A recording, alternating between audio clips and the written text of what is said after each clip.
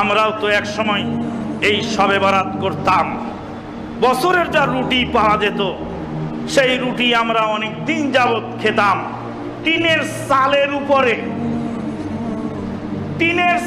উপরে ঢেউ টিনের চালের উপরে শবে বরাতের সেই রুটি, সেটা মসমসা করে টনটনা করে শুকিয়ে কাঠের বাক্সে রেখে সারা বছরে খাবারের একটা বন্দোবস্ত।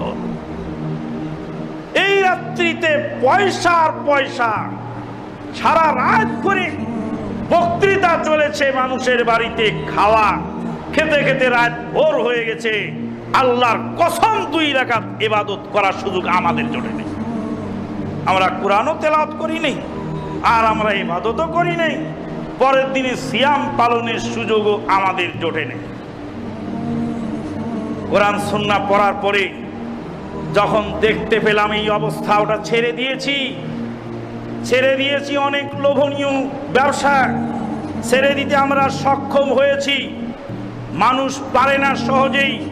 আমাদের দ্বীনি ভাই চলে গেলেন সারা বিশ্বের মুসলিম জাতিকে কাঁদিয়ে।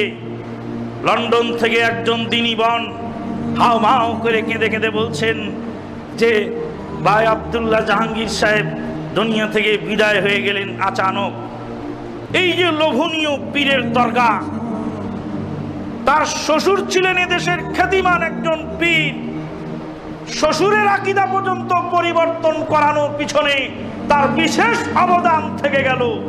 গোটা মুসলিম জাতির কাছে তিনি স্মরণীয় বরণীয় হয়ে থাকলেন। সেই লোভনীয় লোলুপ দৃষ্টি থেকে সেখানে ফিরে আসা, এটা কি সহজ কথা?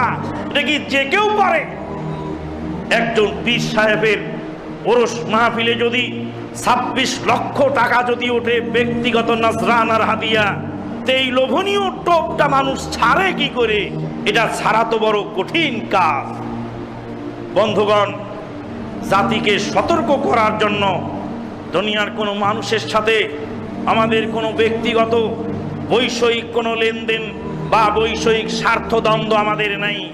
দুনিয়ার কোনো মানুষকে যদি ভালোবেসে থাকি, যদি দুনিয়ার কোনো দ্বীনি ভাইয়ের জন্য চোখের 2 ফোঁটা পানি মনের অজান্তে করে যায়, মনের অজান্তেই কতবার তাম বিশ্বের বিভিন্ন আনাচে কানাচ থেকে বাংলাভাষী ভাই বোনেরা আমাদের দ্বীনি ভাইদের জন্য দোয়া করেন। এটা সিরিফ দ্বীনের স্বার্থে, এর মধ্যে দুনিয়াবি কোনো স্বার্থ নেই।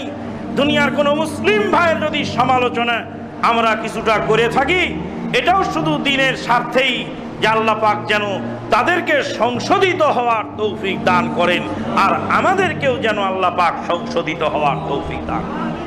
বন্ধুগণ, শবে বরাত মর্মে যত হাদিস আসছে তার অধিকাংশ জাল ও জয়ীফ হাদিস, অথচ তার পক্ষান্তরে সহিহ হাদিস। আল্লাহর নবী মুহাম্মদুর রাসূলুল্লাহ সাল্লাল্লাহু আলাইহি ওয়াসাল্লাম বলেন, ইয়ানজিলু রাব্বুনা ইলাস সামাঈদ দুনিয়া ফি কুল্লি লাইলাতিন, প্রত্যেক রাত্রিতে আমার রব প্রথম আসমানে নেমে আসেন।